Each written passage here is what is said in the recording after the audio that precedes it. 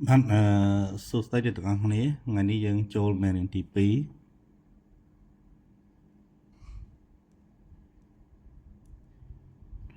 និយាយអំពីខាល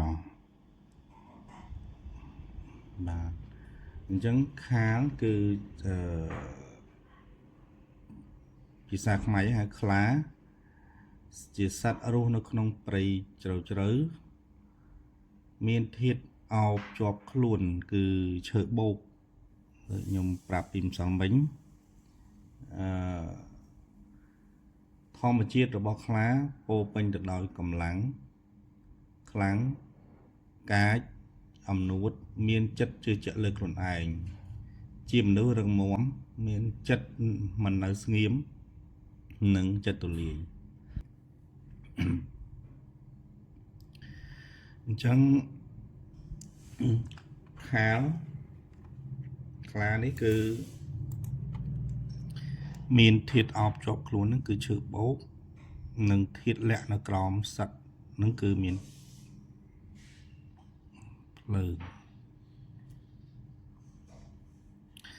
លើងបោកមួយទៀត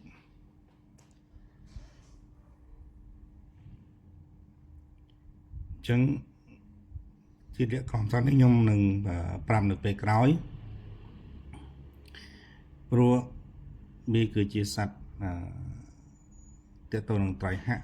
ហើយនឹងរដូវកាលហើយមួយវិញទៀតនៅក្នុងក្បួនចិនសែកាលណាមានធាតុលាក់ក្រោមសត្វជាធាតុភ្លើងនោះមានធាតុនៅពីក្រោមធាតុភ្លើងមួយទៀតគឺធាតុដី